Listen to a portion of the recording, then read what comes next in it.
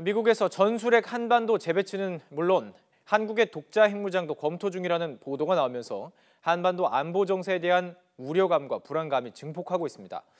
청와대에서 전술핵 재배치 문제를 검토한 바 없다 이렇게 잘라 말했지만 백가쟁명식으로 전개되면서 현실과 동떨어진 논의도 속출하고 있습니다.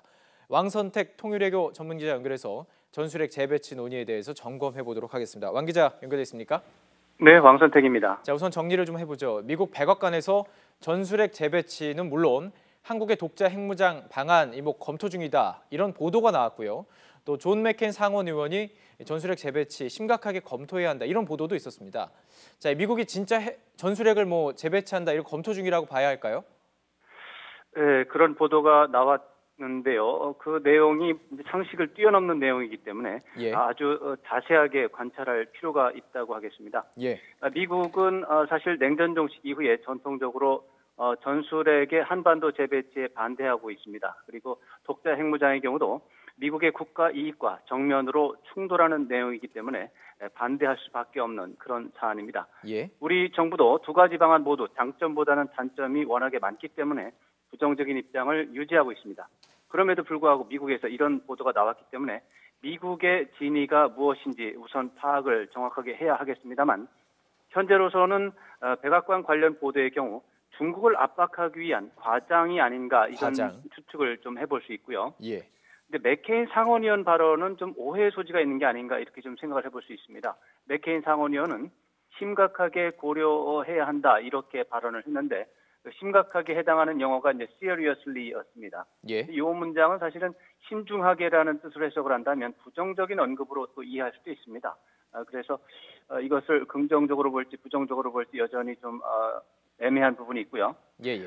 그렇지만 전체적인 문맥은 맥케인 의원 역시 중국을 겨냥해서 북한의 비핵화를 위해서 대북 제재 압박에 적극적으로 동참하라 이런 취지로 이야기를 한 것입니다.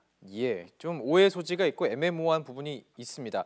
자, 전술핵 재배치와 독자 핵무장 이게 말이 많이 나오고 있지만 이 부분을 좀 이해를 하려면 두 가지 개념의 차이점을 확실히 알 필요가 있을 것 같습니다. 좀 설명해 주시죠. 네, 간단하게 좀 말씀드리면 전술핵 재배치는 미 국방부가 주한미군이 한반도에서 운용할 수 있는 무기 중의 하나로 전술 핵무기를 지급한다는 의미가 되겠고요. 독자 핵무장의 경우는 우리 정부가 직접 핵폭탄을 만들어서 북한이 핵무기 공격을 할 경우에 응징 보복하는 스스로 대책을 마련하는 그런 개념입니다. 차이가 크군요. 네, 독자 핵무장은 우리 거고 전술 핵무기는 주한미군의 문제입니다. 전술핵 재배치는 북핵과 관련해서 한국민의 안보 불안이 좀 크기 때문에 이런 불안감을 완화하는 그런 장치가 된다는 점에서 장점이 좀 있다고 하겠습니다. 그렇지만 북한의 핵 보유를 기정사실화해주는 그런 부작용이 있고 또 핵무기 운용은 결국에는 주한미군이 하기 때문에 기존의 확장 억제 시스템이라는 차원에서 다른 게 거의 없다라고 하는 반론이 많습니다. 그래서 단점이 너무 크다 이런 평가고요.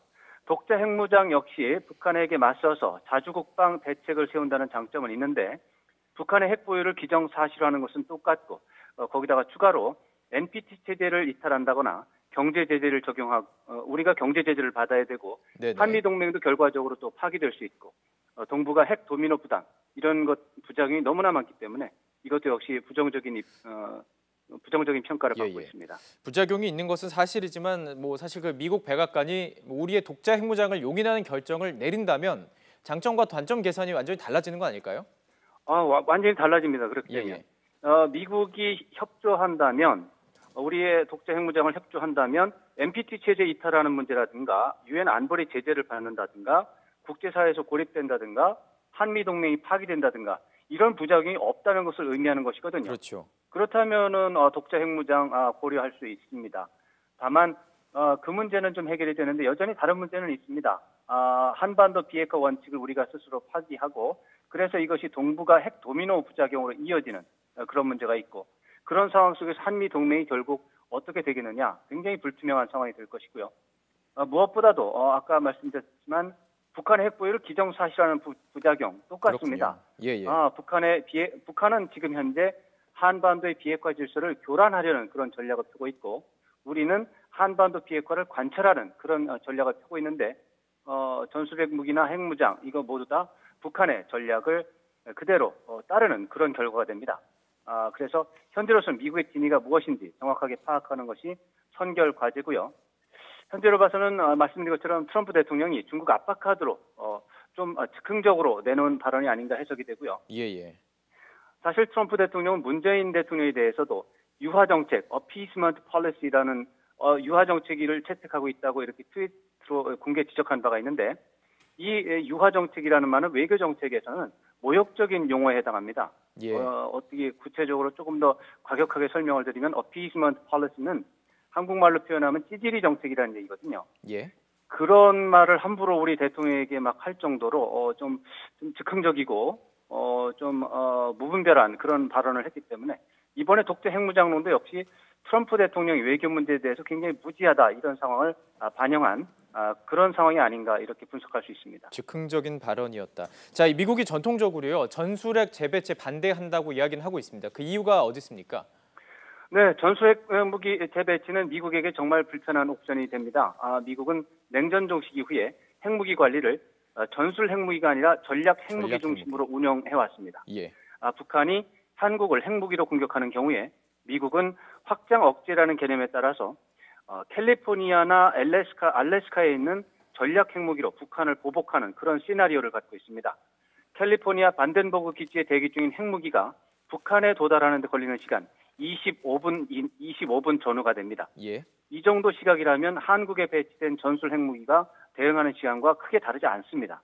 그래서 미국은 핵우산을 포함하는 확장 억제가 적절한 대응이라는 그런 입장을 가지고 있습니다. 자, 그렇다면 정리를 해보면 그 왕 기자께서 말씀하신 이 전술핵 재배치가 미국에서 나오는 이유가 중국에 대한 압박이다. 이게 핵심적인 배경이다 이렇게 봐야 할까요? 네, 그렇게밖에 볼 수 없습니다. 사실 한국에 핵무기가 배치됐을 경우에 어떤 형식으로든지 가장 좋아할 나라는 북한입니다. 그리고 가장 싫어할 나라가 중국입니다. 예. 북한의 경우 핵무기 보유, 남한의 핵무기 보유가 북한의 핵무기 보유가 기정사실화되고 그렇게 되면은 한국에 대해서도 경제 제재를 받아야 한다 이렇게 주장할 수 있고 아니면 북한에 대한 경제 제재를 풀어야 한다 이렇게 주장할 수 있는 논리적 근거가 생깁니다. 네. 그렇기 때문에 북한은 명분과 실리면에서 엄청나게 유리한 환경이 조성이 되기 때문에 좋아할 수밖에 없습니다. 한국이 또 핵무장을 했을 때 중국 기준에서 본다면 동북아 전략적 균형이 결정적으로 무너지게 됩니다. 그런데 중국은 경제 발전에 투자해야 될 국가 예산이 군사력 강화에 투자해야 되는 그런 상황이 발생하는 것입니다.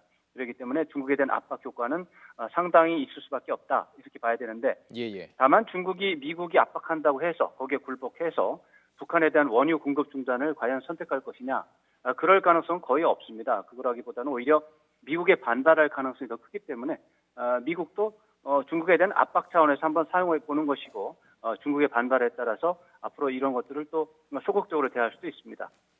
이 와중에 중국의 반발로 한국이 감당해야 하는 대가 이것은 뭐 현재 사드 보복과 비교해서 비교할 수 없을 정도로 클 것으로 예상이 되기 때문에 이런 문제들을 다 같이 고려하는 그런 좀 차분한 대응이 필요할 것 같습니다. 사드 보복과 비교할 수 없을 것이다. 네, 지금까지 왕선택 통일외교 전문기자와 이야기 나눠봤습니다. 고맙습니다.